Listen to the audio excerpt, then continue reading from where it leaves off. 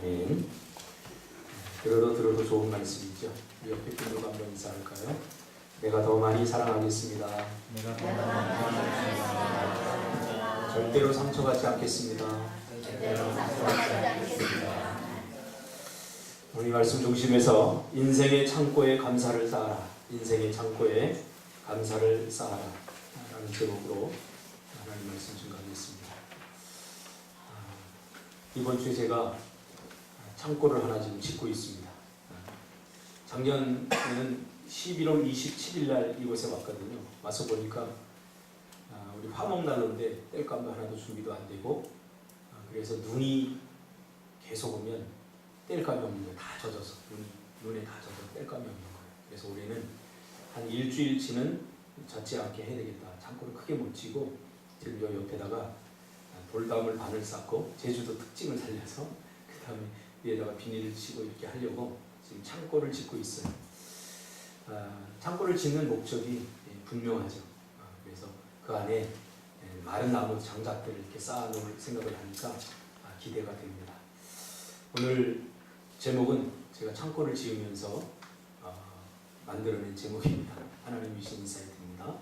인생의 창고에 감사를 쌓아라 라는 제목으로 하나님 말씀 증거하겠습니다. 제가 목회를 시작하고 오늘이 11번째 맞는 추수감사절입니다. 지금까지 추수감사절 설교만 10번을 했습니다. 목회를 해보니까 절기설교 가장 힘들어요. 절기설교. 왜냐하면 똑같은 본문을 가지고 비슷한 그 내용을 가지고 설교를 해야 되기 때문에 사실은 이 절기설교가 가장 힘든 것 같습니다.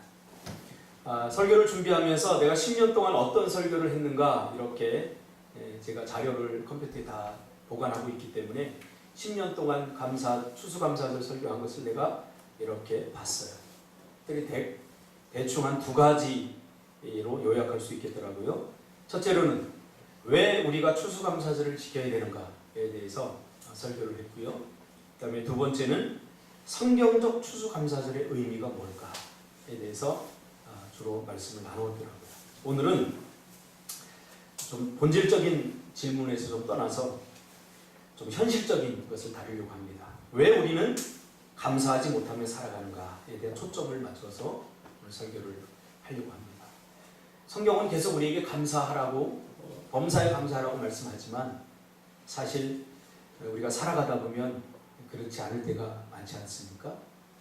이미 우리가 답을 뻔히 알면서도 그 답을 쓰지 못하는 거죠. 그렇죠? 어떻게 해야 되는지 다 알면서 그렇게 하지 못하는 거죠. 왜 그런 일이 발생하는가 그 말이죠. 왜 우리는 감사하지 못하며 살아가는가에 대한 답을 우리가 얻으려고 합니다. 하나님은 우리가 곡간을 더 짓거나 늘리는 것을 결코 기뻐하지 않습니다. 왜 그러냐면 누가복음 12장에 잘 나와 있어요.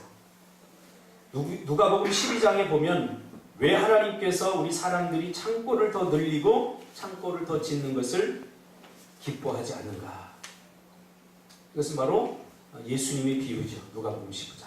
한 부자가 소출이 너무 많았어요. 한 해에 소출이 너무 많아서 현재 지금 자기가 가지고 있는 창고에 이 소출을 다 보관할 수 없을 만큼 생산력이 뛰어났던 거죠. 그래서 이 부자가 생각하기를 이 곡간은 안 되겠다. 이 곡간을 헐고 더 크게 지어야 되겠다. 모든 곡식과 물건을 거기 쌓아둘 계획을 세우게 됩니다. 사람마다 생각이 다 달라요. 내가 너무 많은 것들을 갖게 되면 오늘 본문에 나오는 이 부자처럼 대부분의 사람들은 이거 어디다 쌓을 것이 없네? 그러면서 창고를 더 늘리고 창고를 더 지을 생각을 합니다. 나쁜 생각이 아니죠. 잘못된 생각이 아닙니다. 우리 모두가 그러기 때문에. 사람의 욕망의 무서움이라는 게 도대체 끝이 없고 만족이 없습니다. 그렇게 소출이 많으면 소출이 없는 사람에게 나눌 생각은 안 하고 우리는 계속 쌓고 더 큰 창고를 지으려고 한다는 거죠. 우리의 눈을 살짝 돌려보면 나는 소출이 많은데 다른 사람들도 다 이렇게 소출이 많은 줄 알아요. 내가 잘 살면 다른 사람들도 다 똑같이 잘 사는 줄 알아요. 그래서 다른 사람들에게 시선을 잘 두지 않아요. 이것은 인간이 가지고 있는 가장 기본적인 불안과 두려움을 해소하기 위해서 더 크게 곡간을 짓고 더 많이 곡간을 짓는 것입니다. 내가 많은 소출이 나면 어떻게 됩니까? 소출이 없는 사람들을 있나 없나 살펴보면서 그들에게 좀 나누어 줄 생각을 해야 되죠. 이것이 성경적 가치관입니다. 예수님이 우리에게 가르쳐 준 거예요. 근데 우리의 욕망은 내일 먹어야지. 그리고 그 다음날 것도 내가 보관해야지. 그 다음날 것도 보관해야지. 그럼 유통기한을 점점 늘립니다. 내 주변의 이웃들은 오늘 당장 먹을 것이 없어 죽어가는데도 나는 창고를 더 지을 생각만 하고 있는 거죠. 예수님의 설교의 핵심인 마태복음 5장에서 다루고 있는 팔복은 결국 우리는 하나님께로부터 오는 복을 받고 그 복을 쌓아두는 인생이 아니라 그 복을 유통시켜야 함을 말하고 있지 않습니까? 성경의 가장 핵심적인 예수님의 설교는 바로 팔복 설교입니다. 산상수. 산상수훈의 핵심적인 설교가 팔복입니다. 성경의 모든 내용은 다 사라져도 남아야 될 예수님의 설교가 바로 마태복음 5장에서 예수님 말씀은 팔복입니다. 그 팔복의 핵심이 뭡니까? 너희는 이미 복받은 인생들이니까 복을 나눠주라는 거예요. 그러나 우리 인간은 나누지 않고 쌓아두고 은밀하게 자기만 즐길 생각만을 합니다. 왜요? 내 곡간이 비워지면 결국 죽게 될 것이라는, 결국 추적하고 추적해보면 내 곡간이 비워지면 내 생명과 연관이 되기 때문에 그런 거죠. 곡간이 비워지면 두려움이 엄습해 오는 거죠. 불안이 엄습해 오는 거죠. 내 생명을 보장받을 수 없기 때문이죠. 현실적으로 그렇지 않습니까? 어깨에 힘을 주고 다니는 사람들은 통장에 그래도 몇 천만 원, 몇 억씩 갖고 있는 사람은 어깨에 힘을 주고 가요. 이 주변에 땅을 가지고 있는 사람들 제가 몇 명 아는데 그 사람들의 걸음걸이는 달라요. 뭔가 당당해요. 제가 여기 이사 와서 이 주변의 땅을 거의 다 갖고 있는 한 사람을 제가 만났어요. 그래서 좀 친하게 지내려고 제가 과일 생기면 과일도 좀 갖다 주고 떡 생기면 떡도 갖다 주고 했더니 저희 장로님이 떡을 갖다 줬더니 탁 던지면서 이런 거 누가 먹어? 안 먹어! 그러더래요. 이게 굉장히 무례한 사람이다. 봤더니 그 이유가 있었어요. 무례한 이유가. 기죽지 않을 만큼 곡간이 많더라고요.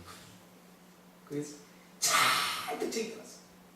지금 보니까 요 뒤에도 그 사람 땅, 여기도 그 사람 땅, 여기도 그 사람 땅, 저기도 그 사람 땅. 다 그 사람 땅.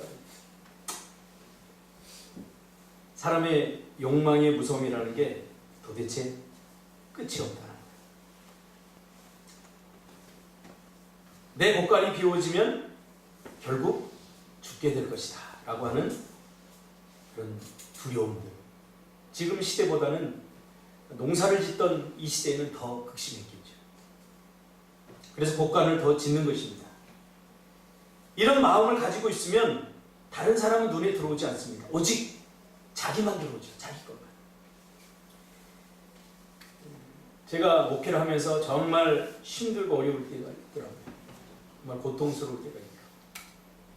근데 문제를 가지고 저한테 상담을 요청하는 사람들 보면 사실 별 문제가 아니에요. 목사의 고통이 뭐냐면 나는 엄청 큰 고통을 가지고 있으면서 다른 나보다 덜한 고통을 가지고 있는 사람들을 위로해야 되는 거예요. 저거 고통도 아닌데, 저거 상처도 아닌데, 저거 아픔도 아닌데. 누가복음 12장 30절에서 주님은 이것은 세상 사람들이 구하는 것이라고 분명하게 못 받고 있습니다. 그러면서 31절에 다만 너희는 그의 나라와 의를 구하라. 그리하면 이런 것들이 너희에게 더하시리라 하고 주님이 말씀하십니다. 그러니까 창고를 더 짓는 행위는 세상 사람들이 구하는 거라는 거예요. 하나님 나에게 복을 주셔서 넘치는 복을 주셔서 창고를 더 크게 짓게 하시고 더 많이 짓게 해주세요 라고 하는 것은 세상 사람들이 구하는 것이랍니다. 그러면서 31절에 다만 너희는 그의 나라를 구하라. 그러면 이런 것들이 너에게 더하시리라 라고 말씀합니다. 그의 나라를 구하는 것이 구체적으로 무엇인가? 우리는 궁금해해야 합니다. 왜냐하면 그의 나라와 그의 의를 구하면 세상 사람들이 구하는 그 모든 것들이 더하여 주기 때문에 더하여지기 때문에 그러니까 우리는 직접적으로 세상 사람들이 구하는 그 부와 부귀와 명예, 풍성한 물질 이런 것들을 구하는 사람들이 아니라 하나님의 나라와 의를 구함으로써 이런 것들이 우리의 삶에 더하여지는 삶을 사는 사람들이죠. 그렇죠?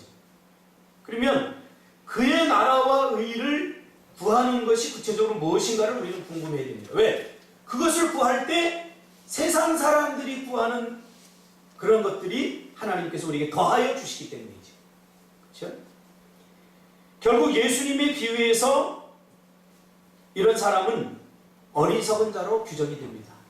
세상 사람들이 구하는 것들을 구하는 사람, 더 큰 창고를 짓고 더 많은 창고를 지려고 하는 그런 욕심과 그런 생각을 가지고 있는 사람들은 바로 어리석은 자로 예수님의 비유에서 규정이 됩니다.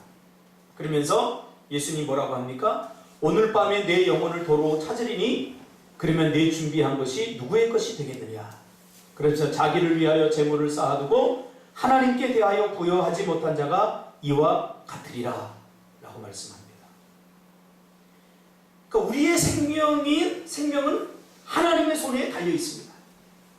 그분께서 생명을 공급하고 계십니다. 그러기에 우리는 스스로 생명을 지킬 수 있는 능력과 힘이 없습니다. 우리의 생명이 스스로 내가 애쓰고 힘써서 지켜진다고 지켜지는 건 아닙니다. 우리가 요즘 웰빙이라고 해서 좋은 것 많이 먹지 않습니까? TV 틀면 뭐 논이도 나와서 저도 논이도 먹고 뭐 안 먹어본 거 없어요. 사다 놓고 제대로 먹은 것은 없어요, 사실. 건강하고 싶은, 건강하게 살고 싶은, 내 생명을 연장하고 싶은 욕구가 우리 안에 다 있는 거죠. 근데 중요한 것은 우리의 생명이 연장되고 우리의 생명을 공급하는 것은 내 안에서 발생하지 않는다. 내 안에서 발생하지 않는다. 우리 노예에도 정말 건강을 잘 챙기는 목사님 한 분 계셨어요. 뭐 인도 가서 좋은 거 다 사와요. 선교 가서. 그리고 뭐 우리 김성찬 목사님도 약 많이 먹습니다. 이분은 더 많이 먹어요. 수련회라도 갈라치면 갖다 놓고 막 약을 쌓아놓고 드셔요. 조금 더 오래 살려고. 그렇게 하는 이유가 있어요. 장가를 늦게 가서 나보다 나이는 훨씬 한 15년 이상 많은데 우리 자녀도 훨씬 어려요. 그러니까 내가 오래 살아야 이 자녀들 끝까지 보살필 수 있다는 그런 생각, 그 두려움, 그런 것이 자기의 건강을 자꾸 지키려고 하는 거예요. 근데 안타깝게도 돌아가셨어요. 재작년인가? 돌아가셨어요. 또 이렇게 바이러스 외국 나갔다가 바이러스에 걸렸는데 갑자기 돌아가셨어요. 갑자기. 내 스스로 노력한다고 생명이 연장되는 것 아닙니다. 우리의 생명은 누구에게 달려있냐?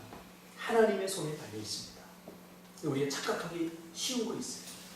내가 내 생명을 연장할 수 있고 내가 조심만 하면 나는 오래 살 수 있다 라고 착각하는 거죠. 모든 우리의 생명은 하나님께 달려있기 때문에 하나님의 백성들은 이것을 마음속 깊이 신뢰하고 믿어야 됩니다. 그러므로 이것은 단순히 물질과 헌금에 대한 비유가 아닙니다. 오늘 본문을 가지고 너희 보물을 하늘에 쌓아두라. 그러니까 이것을 보통 헌금을 많이 해야 된다 이렇게 설교하는 목사님들이 많아요. 거짓말이죠. 그런 이야기가 아닙니다. 문맥 전체를 보면 우리의 모든 생명을 공급하시는 분은 하나님이십니다. 그런데 이 사실을 우리가 신뢰하지 못하고 믿지 못하면 어떻게 합니까? 나 스스로 생명을 연장하고 나 스스로 생명을 지켜내려고 애쓰고 힘쓰게 됩니다. 그 중에 하나가 뭐냐? 예수님이 이 성경 말씀을 쓸 이 당시만 해도 가장 사람들이 많이 죽는 것이 굶어 죽는 것이었어요. 먹을 것이 없어서 다 죽었어요. 그래서 먹고 사는 일이 지금보다 훨씬 중요했어요. 그러기에 창고를 더 짓는 것은 내 생명을 연장하는 것이었어요. 그리고 나에게 달려있는 식솔들의 생명을 연장하는 것이었죠. 근데 여기서 중요한 게 있어요. 정말로 우리가 추수감사절에 이 과일들을 보면서 누구에게 감사해야 되는가? 내가 열심히 아침 일찍 일어나서 약을 주고 농사를 짓고 물을 주고 이렇게 해서 내가 만들어낸 이 생산품이다라고 생각하면 감사가 없죠. 그냥 뿌듯하고 만족할 뿐이죠. 그러나 이것을 주신 분이, 이 과일을 보면서 이것을 주신 분이 하나님이시다. 하나님이 나의 생명을 연장시키기 위해서 이렇게 공급해 주셨다. 라는 것을 깨닫는 것과는 엄청난 차이가 있습니다. 그래서 우리가 지금 다루고 있는 이 본문은 믿음에 대한 이야기입니다. 이 비유 다음에 이루어지는 내용이 바로 우리가 그토록 소중하게 생각하는 목숨에 대한 이야기입니다. 12장. 무엇을 먹을까 무엇을 마실까 이런 것에 대해 이야기하다가 22절에 그러므로 내가 너에게 이르노니 너희 목숨을 위하여 무엇을 먹을까 무엇을 위하여 무엇을 입을까 염려하지 말라. 그러니까 인간의 최고의 실수는 생명의 주인이신 하나님께 자신의 생명을 맡기지 못하고 스스로 생명을 연장하기 위해서 무엇을 먹을까 무엇을 입을까 그러면서 생명을 보장하고 연장하려고 한다는 사실입니다. 그러니까 요즘 생명공학이 유행하지 않습니까? 나노바이올로지가 유행하는데 이것도 잘못된 것이 뭡니까? 결국은 순수한 의미가 아니라 신에 대한 도전 아닙니까? 제가 그 나노바이올로지에 관심이 많아서 그 세미나를 인터넷으로 듣고 심지어 제가 직접 가서도 들었는데 그 내용이 요약하면 그래요. 나노바이올로지는 결국 생명의 연장을 인간 스스로 하겠다는 거예요. 그래서 임신을 해요. 임신을 해서 검사를 하는 거죠. DNA 검사를 해서 이 아이가 암의 유전자가 조금이라도 있다. 그러면 어떻게 낙태시키는 거예요. 그래서 온전하고 병이 없고 괜찮은 유전자를 가진 아이만 생산해나겠다는 거예요. 이게 나노바이올로지. 우리 인간의 연약함을 인정하지 않는 거죠. 그러니까 인간 스스로 생명을 연장할 수 있다. 이것이 최고의 교만 아닙니까? 우리가 바벨탑 교훈에서 깨닫고 있지 않습니까? 하나님께서 다시는 물로 심판하지 않겠다 라고 말씀했지만 비가 올 때마다 인간은 두려운 거죠. 혹시 하나님이 약속을 안 지켜서 물로 다시 심판하면 어떻게 하지? 라고 하는 미래에 대한 두려움, 불안, 이것이 바로 바벨탑을 쌓게 되지 않았습니까? 그러니까 우리가 하나님을, 생명의 공급자이신 하나님을 믿지 못하면 우리는 계속해서 더 큰 창고를 지으려고 할 거고 이 욕망은 쉽게 제어되지 않습니다.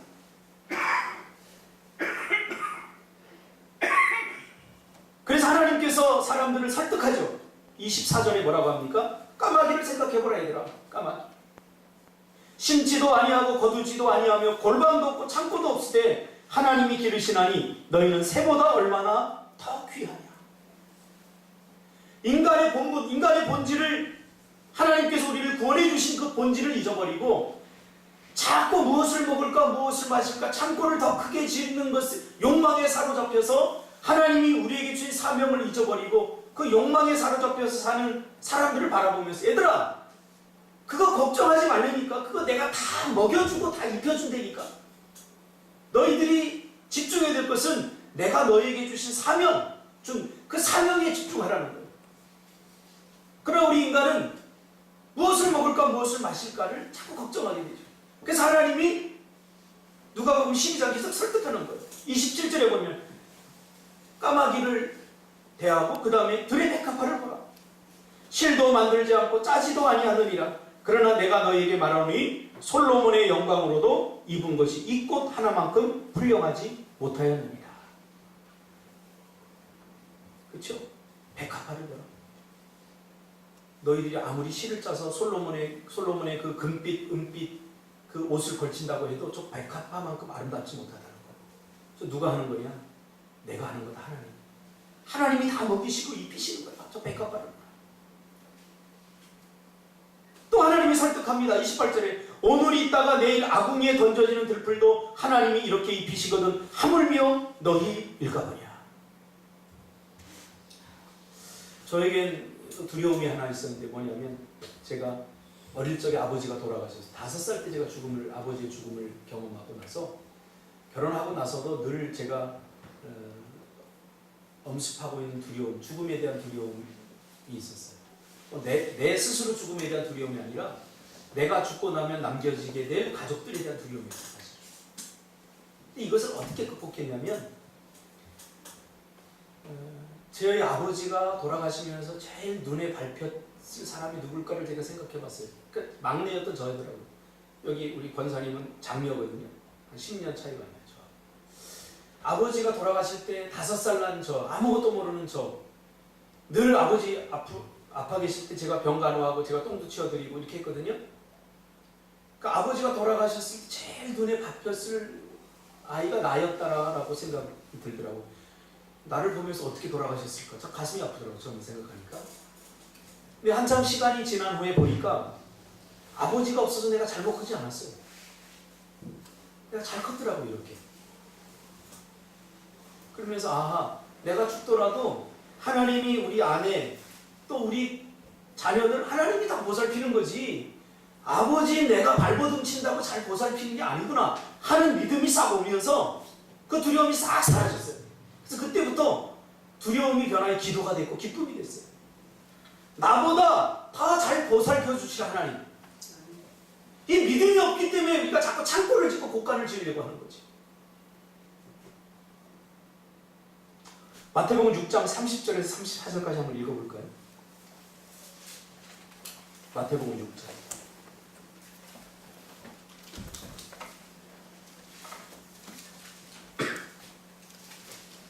마태복음 6장 30절에서 34절까지 같이 읽겠습니다. 시작.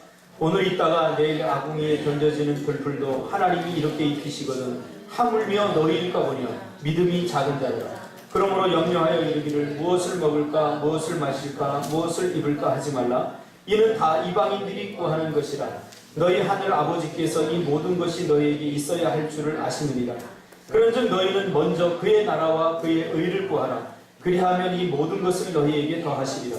그러므로 내일 일을 위하여 염려하지 말라. 내일 일은 내일이 염려할 것이요 한날의 괴로움은 그날로 족하니라. 제가 비슷한 설교에 계속 반복하는 이유가 있습니다. 34절에 그러므로 내일 일을 위하여 염려하지 말라. 내일 일은 내일이 염려할 것이요 한날의 괴로움은 그날로 족하리라. 예수님은 당시 사람들의 심리를 정확하게 통찰하고 있는 거죠. 그리고 여러분의 심리도 예수님께는 정확하게 통찰하고 있는 거예요. 내일을 생명의 공급자 되시는, 우리가 구할 때마다 주우시고 때를 따라 적당하게 채우시는 하나님을 신뢰하지 못하면 우리는 그러한 안정과 그리고 그러한 생명과 그 모든 것들을 내 스스로 해결하려고 발버둥 치고 있습니다. 그럼 무엇 때문에 아침 일찍 일어나서 그렇게 돈 벌러 나갑니까? 제가 늘 이야기하지만 노후는 물질이 많다고 준비되는 게 절대 아닙니다. 믿음이 있어야 되는 거예요, 그리스도인들. 근데 안타까운 오늘날 그리스도인들도 이방 사람들이 구하는 것처럼 그렇게 노후를 준비하고 이방 사람들이 구하는 대로 그렇게 살아갑니다. 생명의 공급자는 하나님이십니다.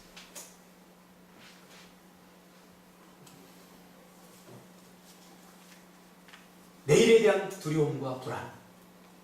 제가 여기 제주도에 내려올 때도 없었던 것은 아닙니다. 주위를 이렇게 돌아보니까 뭐 도시에는 돌아보면 다 집들이고 전도할 투성이지만 여기는 전도할래야 전도할 수 없는 허허벌판이에요. 이런 곳에서 내가 평생 목회를 해야 되나 어떻게 되나 라고 하는 두려움이 없었던 것은 아닙니다. 그러나 그런 위기와 유혹 앞에서 우리는 이방인들이 구하는 것처럼 구해서는 안 되는 거죠. 끝까지 하나님의 채우심과 하나님의 인도하심을 믿고 순종해야 되는 거죠. 이 말씀에서 중요한 게 하물며 너희일까 보냐 아닙니다. 광야에서 하나님은 이스라엘 백성들을 만나를 통해서 먹이셨습니다. 농사를 지을 수 없는 척박한 땅에서 하나님은 하늘에서 만나를 내리시고 메추라기를 주시고 낮에는 구름 기둥과 밤에는 불 기둥으로 인도해 주셨습니다.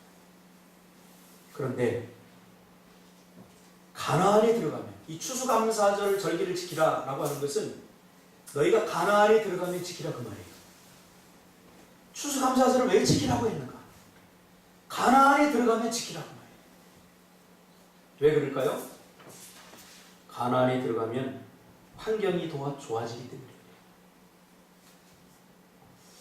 참 이상해요. 사람들은 환경이 좋아지면 하나님을 더 잘 섬기고 믿음 위에 더 굳게 서는 것이 아니라 환경이 좋아지면 사람들의 마음은 서서히 변질됩니다. 광야에서 하나님을 그토록 찾던 매일매일 하나님을 경험하던 이스라엘 백성들은 가나안에 가면 하나님을 점점 잊어버리게 됩니다. 그래서 추수감사절의 본래적 의미가 뭐라고 그랬어요? 기억하고 기억하라는 거예요. 광야에서 누가 먹여줬는지 기억하라는 거예요. 이스라엘은 망각쟁이들 아닙니까? 환경이 좋아지면 사람들의 믿음이 더 좋아질 것 같은데 절대 그렇지 않아요. 저를 봐서라도 그래요. 제가 언제 하나님을 절박하게 찾고 언제 하나님을 간절하게 찾았느냐? 힘들고 어려울 때예요. 문제가 없고 환경이 좋을 때 하나님을 절박하게 안 찾아요. 지금 이스라엘 백성들은 환경이 좋은 곳으로 가는 거예요. 가나안은 내가 파지 않은 우물의 물을 먹고 내가 짓지 않은 성읍의 성읍과 내가 짓지 않은 농사의 그걸 먹는 그런 너무 좋은 환경이 두루 갖춰진 곳이에요. 그곳에 가면 너희들 기억하라는 거예요. 이렇게 은혜를 베푸신 분이 누구인지 하나님 그 한 가지만을 당부하셨죠. 그래서 때로는 원하지 않는 고난이 내게 유익이 되는 것입니다. 시편 119편 71절에 보니까 고난당한 것이 내게 유익이라 이로 말미암아 내가 주의 율례들을 배우게 되었나이다. 사람들은 쉽게 배우지 않습니다. 아무리 이야기해도요 절대 배우지 않아요. 본인이 뼈저리게 경험해봐야 엄마 말 들어야 되는구나, 목사님 말 들어야 되는구나 이렇게 알죠. 머릿속이죠. 그래서 제가 늘 강조하는 말 있지 않습니까? 육체적 수준에서 깨닫지 못하면 말씀의 수준에서 깨닫지 못하면 항상 우리 육체적 수준으로 내려가요. 시편 119편 71절에 고난당한 것이 내게 유익이라 이런 말미암아 내가 주의 율례들을 배우게 되었나이다. 내가 원하지 않는 상황에 직면하게 되는 것 이것이 고난 아닙니까? 내가 원하지 않은 상황 이런 일들은 나의 삶에 일어나지 않았으면 좋겠다. 그것이 나의 고난으로 다가오지 않습니까? 어제 제가 난로를 떼다가 화목난로를 떼다가 고구마를 구웠어요. 고구마를 구워서 나눠주려고 고구마를 채 굽기도 전에 딱 열어봤어요. 안 익었더라고요. 근데 거기서 불씨가 하나 탁 튀어나와가지고 내 눈에 쑥 들어갔어요. 그래서 눈을 뜰 수가 없는 거예요. 나는 아파 죽겠는데 당사자가 아니라고 집사람이 옆에서 웃고 난리 나더라고요. 나는 밤새도록 잠을 못 잤어요. 이게 막 쑤시고 막 따끔거리는데 막 물로 씻어내고 세척하고 세정제로 세척하고 다 해도 이게 막 계속 눈이 아리는 거예요. 그래서 나는 이게 불똥이 튀어갖고 눈에 상처가 안 나보다. 그래서 밤새도록 잠을 못 잤어요. 우리 집사람 옆에서 코를 드렁드렁 잡아요. 왜? 자기가 안 아프니까. 이게 인간이에요. 이게 얼마나 인간이 자기 중심적인지 몰라. 그래서 아침에 제가 일어나서 새벽같이 일어나서 병원 가자. 그리고 이제 병원에 가서 안과를 갔더니 또 왜 제주도에 안과에 사람이 이렇게 많아요? 한 50명이 줄지어 서 있는데 몇 분 기다려야 돼? 내가 보더라도 한 3시간 기다려야 되는데 한 30분이면 됩니다. 30 답이 안 나오는데. 그래서 제가 이거 안 되겠다 그래서 돌아다녀 보니까 사람이 하나도 찾지 않는 안과가 하나 있더라고요. 그래서 거기 가서 눈을 보니까 불씨가 이렇게 툭 하면서 불씨가 들어가가지고 여기 이제 상처가 나고 그게 그대로 달라붙은 거예요. 이게 그냥 먼지가 들어갔으면 눈물 내면 떨어지는데 이게 뜨거운 게 들어가니까 눈 막에 탁 달라붙어 버린 거예요. 네. 그래서 사진을 찍어서 보니까 이게 보이더라고요. 그래서 뭐 어떻게 하고 뭐 아프고 뺄 때 아프고 뭐 마취시키고 그래서 아무 소리 빨리 빼달라고. 그래서 이렇게 딱 뺐는데 눈이 시원하게 얼마나 좋아요. 아직 상처가 남아 지금 안약을 계속 넣어서 원고가 사실 잘 안 보여요. 제가 깨달았어요. 눈의 소중함도 한번 아파봐야 알죠. 그래서 어제 제가 난로 뗄 때는 어떻게 한 줄 아세요? 물안경을 끼고 왜 안경 사이로 들어오니까 집사람은 자꾸 열받게 뭐라고 그러냐면 저한테 안경 꼈는데도 들어오네? 그럼 신기하다는 듯이 안경 꼈는데 들어와? 안경 꼈는데도 대부분 안경 꼈는데 들어와요. 그래서 제가 어제 물안경을 딱 끼고 난로를 뗐어요. 눈이 얼마나 소중한지 고난당하기 전에는 우리가 잘 배우지 못해요.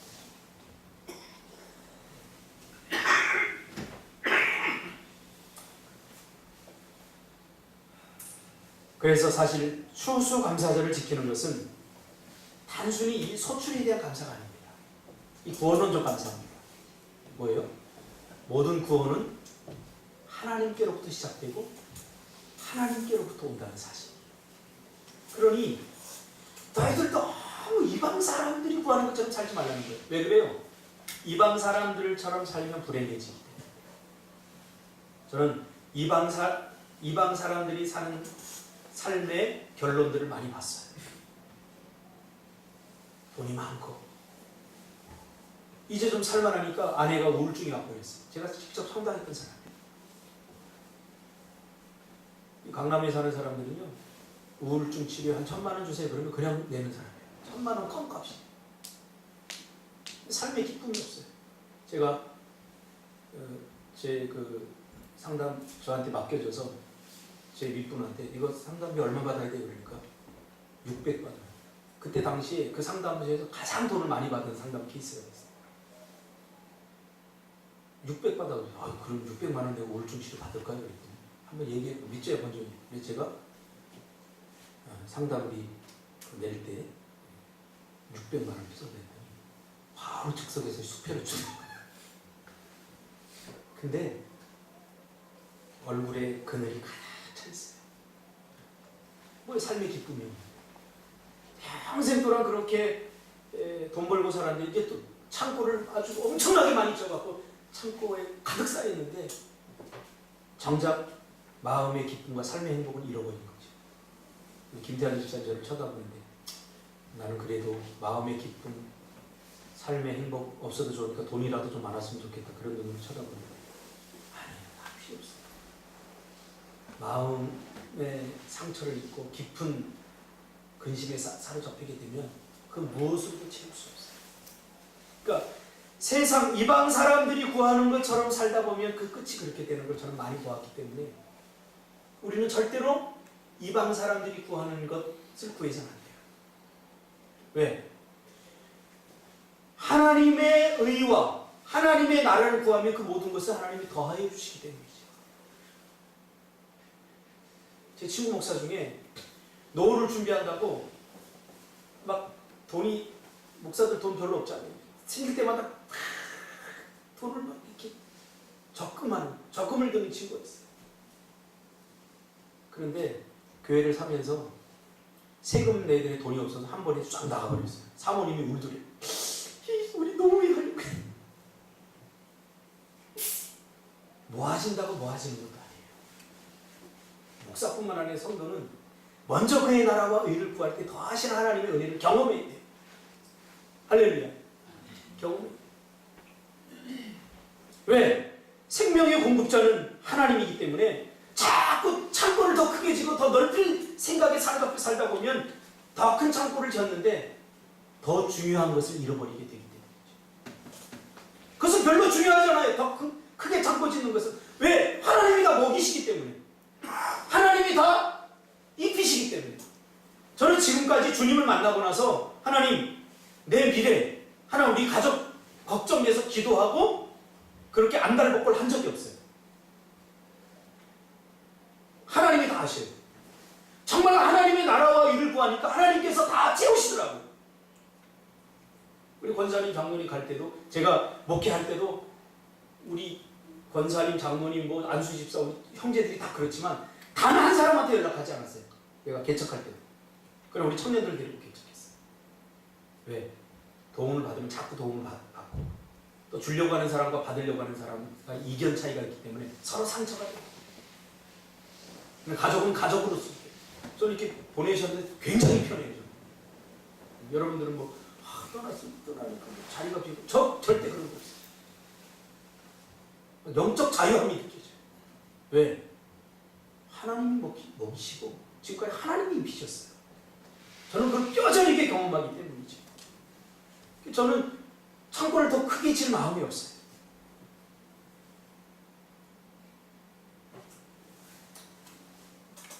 그러므로 추수감사절은 주신 것 때문에 감사하는 절기가 아니라 주신 것을 통해서 앞으로 계속해서 생명을 공급하고 우리에게 있어야 할 것을 공급해 주시겠다는 하나님의 약속을 신뢰하고 감사하는 그런 절기입니다. 이걸 주셨죠. 우리는 이 주시면 이 주신 것에 심취해서 주신 분을 잊어버려요. 좀 많이 봤어요, 그런 사람. 하나님 나 좋은 직장 주면 하나님 정말 하나님께 감사하겠습니다. 근데 좋은 직장 줘서 직장일 바쁘다 보니까 주일도 못 지키고 이게 무슨 아이러니입니까? 하나님이 주신 것 때문에 주신 분을 잊어버리는 것은 이건 불행이에요. 그래서 지금 우리가 과일을 넣고 추수감사절 이건 뭐냐면 시청각적으로 보이는 그 열매들을 보면서 그거에 심취해서 먹고 마시고 즐기고 그렇게 감사를 끝내는 게 아니라 이거 봐라 이렇게 좋은 것을 주시는데 이거 누가 줬어? 앞으로 내가 계속 나를 신뢰하면 계속해서 내가 생명을 공급해 줄 거야. 그런 것을 고대 근동 아시아 때 가장 생명과 밀접하게 관련되어 있는 음식을 우리에게 주시면서 그렇게 말씀하고 있다는 사실입니다. 그래서 34절에 내일 일은 내일이 염려할 것이요 내일 일은 내일이 염려할 것이요. 이게 단어 분석이 잘 안 되죠, 문맥이. 내일은 내일의 주인께서 염려하게 하실 것이요 말이에요. 왜? 내일은 우리의 영역이 아니기 때문에. 걱정되신 준석 집사 장가 못 갈까봐 걱정됩니까? 이 제주도 오니까 만날 여자가 있어야지 뭘 봐야 하고 뽕을 따고 뭐 하지. 여자가 없는데 어떻게 결혼해? 그러다 보니까 비행기를 타게 되는 거지. 곡간을 더 크게 짓게 되는 거지. 내려놔야 돼. 하나님께서 채우시고 모든 생명은 모든 구원은 하나님께로부터 온다는 사실을 있는 순간 우리는 창고를 더 크게 짓고 싶은 욕망에 사로잡혀서 이방 사람들이 구하는 삶을 살게 되는 거죠. 저 그런 사람 많이 봤어요. 우리는 먼저 그의 나라와 의를 구해야 됩니다. 그러면 먼저 그의 나라와 의를 구하는 것이 뭡니까? 이 이야기를 하려고 제가 장황하게 지금 여러 가지 지루한 이야기를 했습니다. 먼저 그의 나라와 그의 의를 구하는 구체적 행위 중 하나는 바로 감사입니다. 감사. 또 여기에 대한 설명을 하려면 오래 걸리기 때문에 결론적으로 말씀드리면 데살로니가전서 5장 18절 오늘 우리가 읽었죠. 범사에 감사라. 이것이 그리스도 예수 안에서 너희를 향한 하나님의 뜻이라. 하나님의 뜻과 그의 나라와 그의 의를 구하는 것은 같습니다. 하나님의 뜻이 그의 나라와 의를 구하는 것이고 그의 나라와 의를 구하는 것이 하나님의 뜻입니다. 근데 오늘 하나님의 뜻이 구체적으로 드러나고 있죠. 뭐요? 하나님의 뜻은 범사에 감사하는 것입니다. 범사에 감사는 뭐예요? 이방 사람들이 구하는 감사는 뭐예요? 조건적 감사예요. 감사할 만한 일이 있어야 감사하는 거죠. 감사금 드리는 거 보면 제가 지금까지 하나님 시험에서 떨어져서 감사합니다 이렇게 감사금 드리는 사람 못 봤어요. 예수님 분명히 말했잖아요. 이것은 이방 사람들도 다 그렇게 한다. 좋은 대학 가서 감사하고 성공해서 감사하고 이건 이방 사람들 다 구하는 거야. 다 감사하는 거야. 근데 우리 똑같이 하고 있잖아요. 그리고 우리는 감사했다? 이러고 있잖아요. 안 이러는 거예요. 범사에 감사, 범사에 속하는 것은 실패해도, 고통스러워도, 일이 안 풀려도, 대학에 떨어져도, 내가 고통 가운데 있어도, 그래도 감사하는 거예요. 왜요? 그게 하나님의 뜻이기 때문에. 그것이 하나님의 나라와 의를 구하는 행위이기 때문이죠. 그래서 우리 앞으로 우리 꿈틀교 성도들은 잘 안 될 때, 고통스러울 때도 감사함을 드리시기를 주님의 이름으로 축복합니다. 이게 범사의 감사예요. 한국교회 목사들이 잘못 가르쳤어요. 그러니까 다 잘 되는 건 감사하니까 잘 안 된 사람들은 상대적으로 박탈감에 있어서 이 나는 뭔가 이렇게 되는 거예요. 범사의 감사는 잘 되는 것은 당연히 감사. 근데 잘 될 때도 안 감사하는 사람이에요. 잘 되는 것은 당연히 감사할 뿐만 아니라 잘 안 될 때에도 실패해도 고통스러워도 삶이 힘들어도 그때 하나님 앞에 감사하는 거예요. 왜인 줄 아세요? 이게 핵심 비결이에요. 마태복음 7장 11절에 보니까 하나님은 자기 자식에게 좋은 것을 주시겠다고 약속했기 때문에 좋은 것. 우리에게 가장 좋은 것 주시기 위해서 때로는 우리를 광야로 내몰기도 하시고 때로는 실패하게 하시기도 하시고 때로는 좋은 사람이 되게 하기 위해서 나에게 나쁜 사람을 붙이기도 해요. 제가 좋은 사람이 되려고 마음먹은 것은 언제인 줄 아세요? 나를 지독하게 괴롭혔던, 나를 지독하게 미워했던 그 사람. 제가 부목사 때인데도 그 사람 보면 패 죽이고 싶을 정도로 미운 그 사람을 보면서 야 이런 사람도 있구나.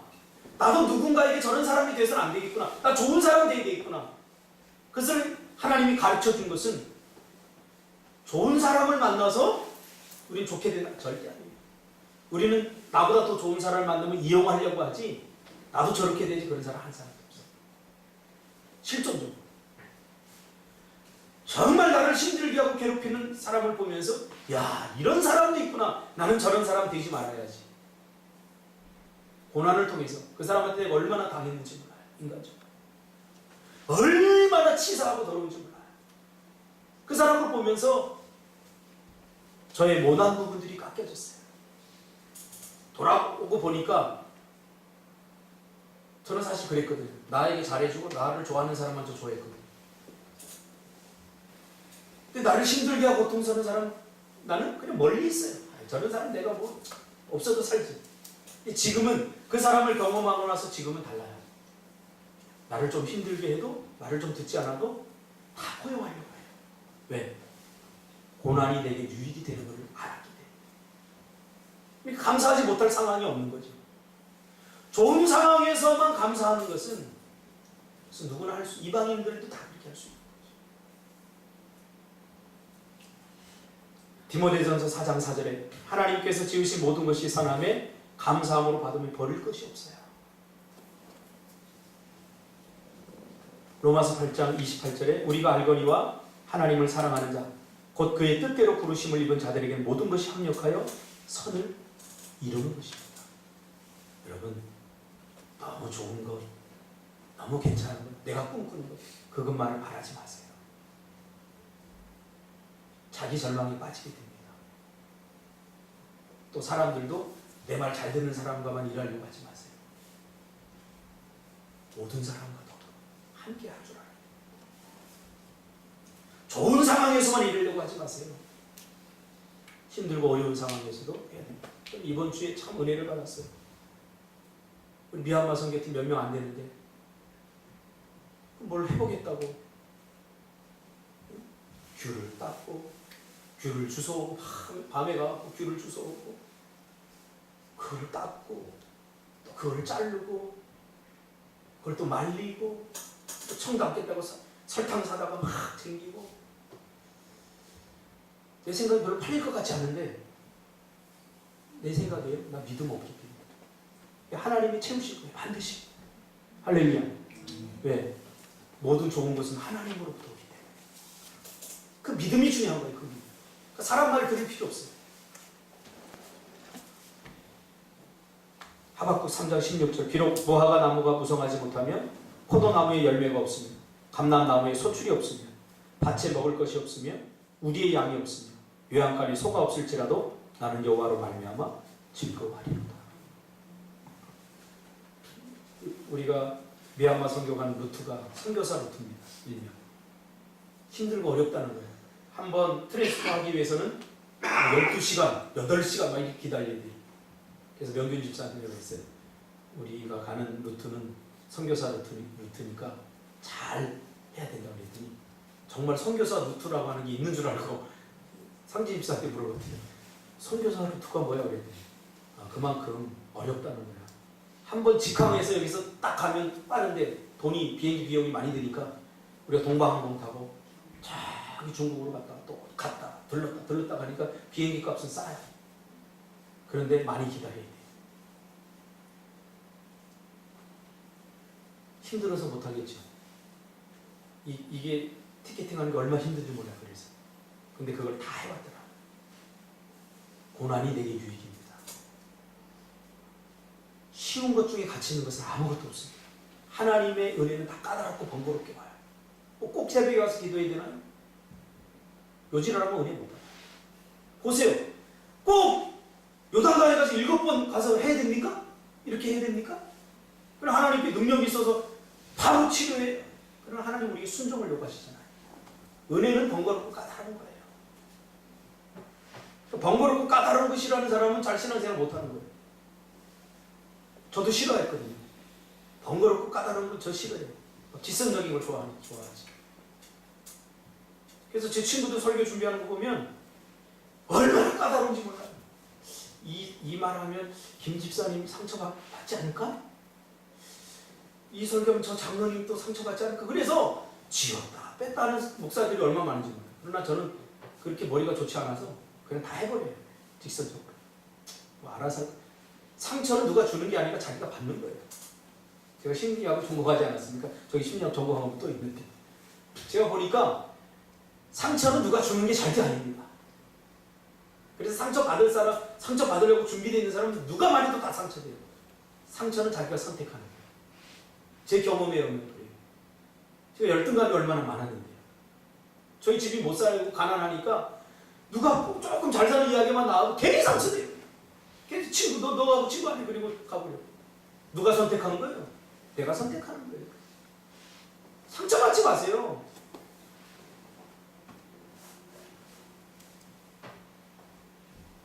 비록 무화과 나무가 무성하지 못하여 포도나무에 열매가 없으며 감람나무에 소출이 없으며 밭에 먹을 것이 없으며 우리의 양이 없으며 요양간에 소가 없을지라도 나는 여호와로 말미암아 즐거워하리라.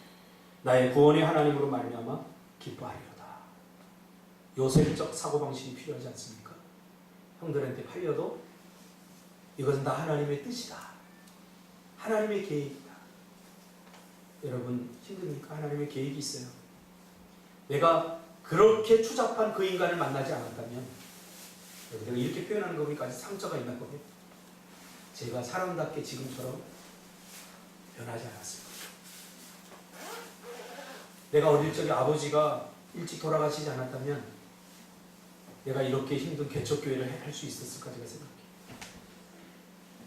돌아보면 모든 것이 하나님 합력하여 선을 이루게 하신 거예요. 합력하여 선을 이루게 하신 거예요. 그러니까 범사에 감사해야죠. 할렐루야. 범사에 감사. 모든 것이 하나님이 나에게 가장 좋은 것을 주시기 위한 가정이라는 사실이에요. 이것이 추수감사절에 우리에게 주시는 하나님의 메시지입니다. 괜히 멋진 과일들, 좋은 소유물 이것도 없어 그거에 힘취해서 즐기느라고 엔조이 하느라고 끝내지 말고 이것을 주신 하나님은 더 좋은 것을 주실 것이다. 오늘 생명을 연장시켜 주신 하나님은 내일도 주실 것이다. 라고 하는 믿음을 갖고 이 땅에서 승리하시기를 주님의 이름으로 축복합니다. 기도하겠습니다. 하나님 고맙습니다.